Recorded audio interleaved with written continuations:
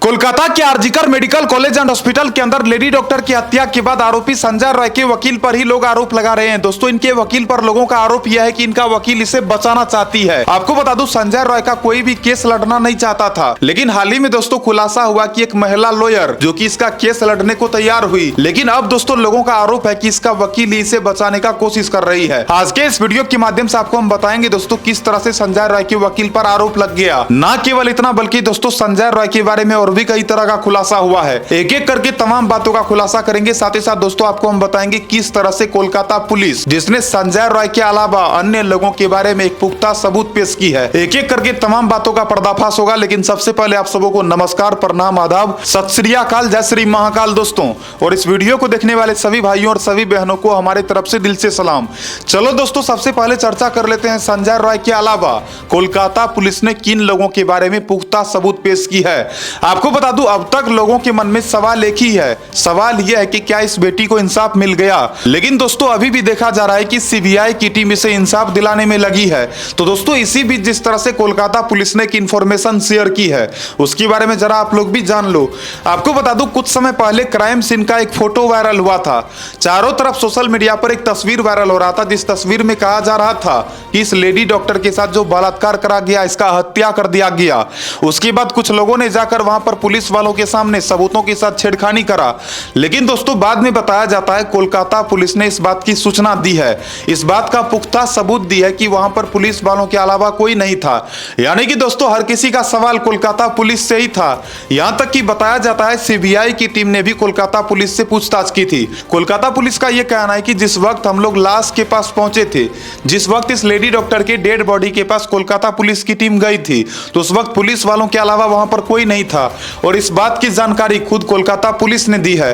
तो सवाल यह आता है दोस्तों कि जिस तरह से कहा जा रहा है कि इस लेडी डॉक्टर की हत्या के बाद कुछ लोगों ने पुलिस वालों के सामने ही सबूतों के साथ छेड़खानी करा, तो क्या यह सच है? तो कोलकाता पुलिस का कहना है कि यह बात सच नहीं है। वहीं दोस्तों आपको बता दूं, दूसरे पक्ष के कुछ लोगों का यह भी मानना है कि हो सकता है कोलकाता पुलिस बिक गई हो। आपको बता दूं, बहुत सारे लोगों का यह मानना है कि इस केस में हो सकता है कि बहुत सारे अधिकारी जो कि पैसा खा करके चुप हो गए हो, क्योंकि दोस्तों अब तक देखा जा रहा है कि जो भी असली कातिल है उन कातिलों के बारे में अच्छे से खुलासा ही नहीं हुआ। अब तक दोस्तों इस मामले में 48 से अधिक लोगों से पूछताछ करा जा चुका है, जिसमें 10 लोगों का पॉलीग्राफ टेस्ट हुआ, जिसमें मुख्य रूप से 4 लोगों का नाम निकलकर सामने आया था। जिसमें दोस्तों पहला संजय रॉय, दूसरा संदीप घोष, तीसरा एक एएसआई है जिसका नाम अनूप दत्ता बताया जाता है, और इस मामले में एक चौथे शख्स का भी नाम निकलकर सामने आया था जिसका नाम अभिक डे बताया जाता है, जो कि बताया जाता है पोस्ट ग्रेजुएट फर्स्ट ईयर का ट्रेनी डॉक्टर है। तो दोस्तों मुख्य रूप से 4 लोगों का नाम निकलकर सामने आया, जिसमें देखा गया कि संजय रॉय गिरफ्तार हो गया। उसके अलावा संदीप घोष से पूछताछ करा गया, पॉलीग्राफ टेस्ट हुआ, इसके घर में छापेमारी करा गया, लेकिन खुलासा कुछ भी नहीं हुआ। वहीं आपको बता दूं, संदीप घोष के ऊपर कई तरह के संगीन आरोप भी थे, लेकिन दोस्तों इतना सारा आरोप रहने के बावजूद भी सीबीआई की टीम इसे छोड़ दी है।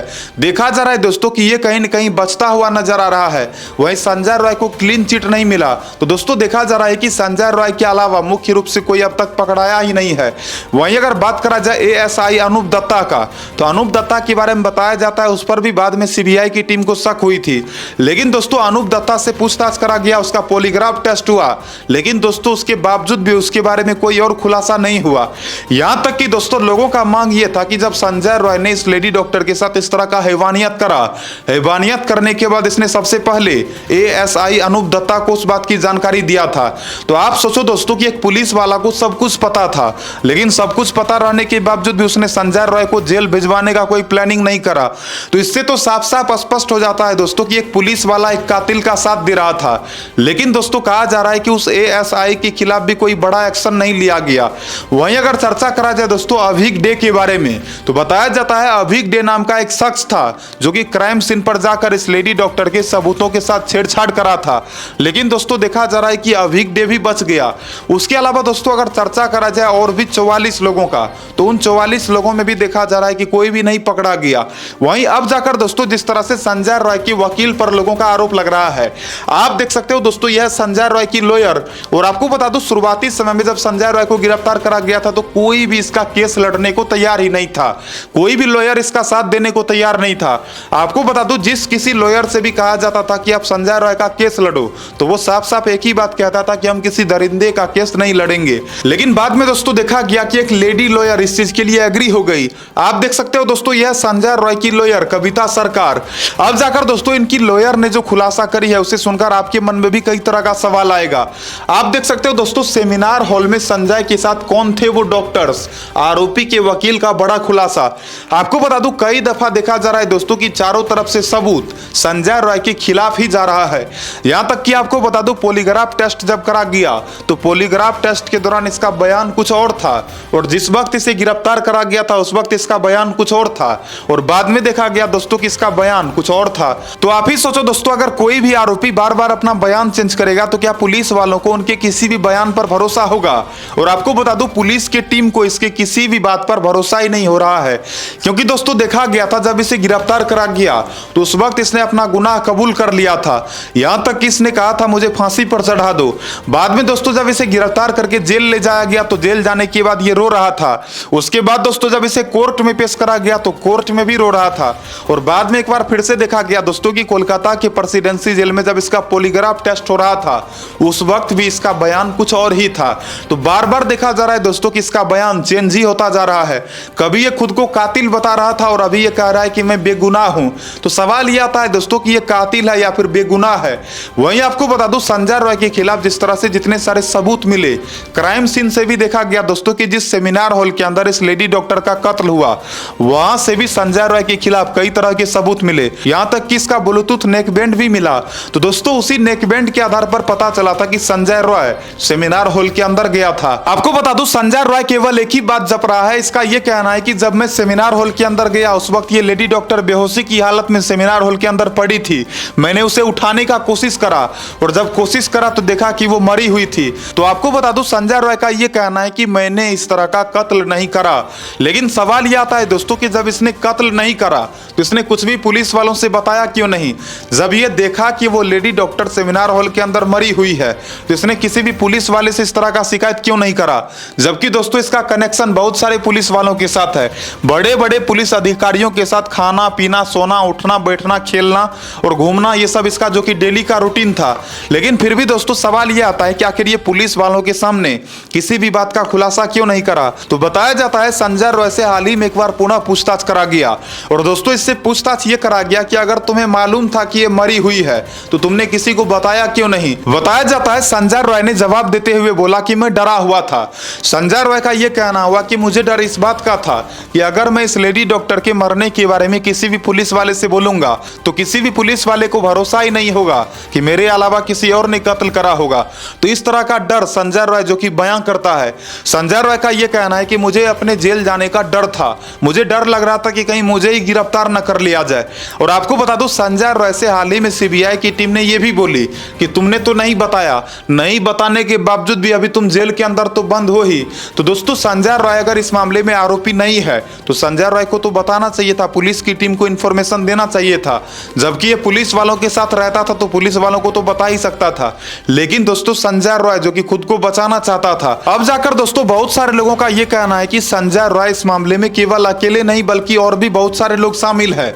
वहीं आपको बता दूं, संजय रॉय की जो लॉयर है जिसका नाम है कविता सरकार, आपको बता दूं कविता सरकार के खिलाफ भी बहुत सारे लोग बातें कर रहे हैं।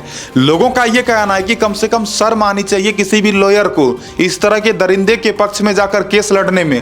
आपको बता दूं लोगों का यह कहना है कि इस दरिंदा का आखिर कोई साथ क्यों दे रहा है, और साथ देने वाला कोई लड़का नहीं बल्कि एक लेडी है। आप सोच सकते हो दोस्तों कि एक लेडी लॉयर जो कि इसका साथ दे रही है, इसका केस लड़ रही है, वो भी इसके पक्ष में। और आपको बता दो इसके लॉयर का यह कहना है कि संजय रॉय आरोपी नहीं है, संजय रॉय ने कत्ल नहीं करा है, संजय रॉय ने गुनाह किया ही नहीं है। तो देखा जा रहा है दोस्तों कि इसकी लॉयर भी इसे बचाना चाहती है। वहीं आपको बता दूं संजय रॉय के लॉयर के ऊपर भी बहुत सारे लोग सवाल उठा रहे हैं। लोगों का यह कहना है कि कहीं इस लॉयर को रुपया तो नहीं दिया गया है, कहीं ऐसा तो नहीं कि रुपया लेकर के ये केस लड़ रही है। हालांकि दोस्तों सच्चाई जो भी हो, लेकिन मैं इनके ऊपर कोई आरोप तो नहीं लगा सकता, मैं तो ये नहीं बोल सकता कि ये रुपया खाई है। लेकिन हाँ दोस्तों लोगों के नजर में है कि संजय रॉय ने ही इस तरह की बड़ी वारदात को अंजाम दिया है, इस तरह की घिनौनी वारदात को अंजाम दिया है और ये बहुत सारे राज्यों के बारे में खुलासा नहीं करना चाहता। आपको बता दूं अदालत ने इसे 14 दिनों की न्यायिक हिरासत में भेजी थी और आपको बता दूं न्यायिक हिरासत में भेजने के बाद यहां तक कि कोर्ट को भी भरोसा था, जज साहब को भी भरोसा था कि ये दूध का दूध पानी का पानी करवा देगा। सीबीआई की टीम इससे सच उगलवा लेगी। लेकिन दोस्तों देखा जा रहा है कि ये सच उगलने को तैयार ही नहीं है, ये कुछ भी नहीं बताना चाहता है। कम से कम दोस्तों अगर इसे खुद को भी बचाना है तो कम से कम ये असली कातिलों का पता बता दे, असली कातिलों के बारे में जानकारी दे दे। लेकिन दोस्तों ये कुछ भी जानकारी साझा करने को तैयार ही नहीं है। तो देखते हैं दोस्तों आगे क्या क्या खुलासा होता है। फिलहाल सबसे बड़ी जो जानकारी थी वो यही है कि संजय रॉय की जो लॉयर है वो इससे बचाना चाहती है, और इस बात से बहुत सारे लोगों को बहुत ज्यादा तकलीफ है। लोगों का केवल और केवल एक ही मांग है कि इस मामले में सीधा इसे फांसी की सजा होनी चाहिए। और आपको बता दूं बहुत सारे लोगों का सवाल तो मोदी जी से भी है। लोगों का यह कहना है कि मोदी जी जो हमारे देश के पीएम हैं, कम से कम उनको तो इस तरह की घटनाओं पर आवाज उठाना चाहिए था, कम से कम उन्हें तो एक्शन लेना चाहिए था। लेकिन देखा गया दोस्तों कि मोदी जी केवल भाषणबाजी करके वहां से निकल लिए। तो लोगों को बहुत ज्यादा तकलीफ मोदी जी से भी है। और आपको बता दूं बीजेपी महिला मोर्चा की जितनी भी महिलाएं थी उनका भी कहना था कि इस तरह के अस्पताल में ताला लगना चाहिए। ना केवल इतना बल्कि बहुत सारे लोगों का यह कहना था कि संजय रॉय और संदीप घोष जैसे लोगों के घर पर बुलडोजर चलना चाहिए। जैसा दोस्तों योगी जी के बारे में आप लोगों ने सुना होगा कि वो सीधा कातिलों के घर पर बुलडोजर चलवाते हैं। तो लोगों का यह कहना है कि इस तरह के दरिंदों के घर पर बुलडोजर चलना चाहिए और इस तरह के दरिंदों को सीधा फांसी की सजा होनी चाहिए। हालांकि आप क्या कहना चाहोगे दोस्तों, आप लोग कमेंट करके बताना, वीडियो को लाइक करना। और आपको बता दूं अब तक इस बेटी को इंसाफ नहीं मिला है। तो बहुत सारे ऐसे भी लोग हैं जिनका यह कहना है कि भाई इस टॉपिक पर अब वीडियो ही बनाना बंद कर दो। आप खुद ही सोचो दोस्तों कि हमारे देश में कुछ ऐसे भी लोग हैं जो इस तरह के घटना के बारे में भी कुछ बोलना नहीं चाहते, और कुछ ऐसे भी लोग हैं वो बोलना तो छोड़ो वो सुनना भी नहीं चाहते हैं, वो इस तरह के घटनाओं पर कोई चर्चा भी नहीं करना चाहते हैं। तो शर्म आनी चाहिए ऐसे लोगों को। और आपको बता दूं दोस्तों अब तक मैं इसलिए आवाज उठा रहा हूं ताकि इस बेटी को इंसाफ मिल जाए। और दोस्तों अगर इस एक बेटी को इंसाफ मिल गया तो कई बेटियों को इंसाफ मिल जाएगा और बहुत सारी बेटियां बलात्कारियों की शिकार होने से बच जाएगी। दोस्तों सरकार को एक ऐसा कानून भी बनाना चाहिए जिस कानून के बाद कोई भी दरिंदा इस तरह का हरकत करने से पहले लाख बार सोचे। आप क्या कहना चाहोगे दोस्तों, आप लोग कमेंट करके बताना, वीडियो को लाइक करना, चैनल को सब्सक्राइब करना। और आपको क्या लगता है दोस्तों कि संजय रॉय अकेले कातिल है या फिर और भी कोई कातिल हो सकता है? क्या लगता है? आप लोग अपना अपना पक्ष रखना। अगला जो वीडियो आएगा उस वीडियो में मैं आपके कमेंट का भी चर्चा करूंगा। तो आपके मन में जो भी बात आ रहा है आप लोग कमेंट करके बताओ। आप क्या कहना चाहते हो? अगर मेरे जगह पर आप होते तो आप क्या बोलते अभी वीडियो में? आप कमेंट करके बताइए। अगले दिन के वीडियो में दोस्तों मैं आपके कमेंट का चर्चा करूंगा। तो आप लोग कमेंट करके बताओ आप लोग क्या अपना पक्ष रखना चाहते हो। जय हिंद, राम राम सारे भाइयों को। मिलता हूं अगले नए वीडियो में नई खबर के साथ। मस्त रहना, स्वस्थ रहना, हमेशा सतर्क और सावधान रहना। जय हिंद।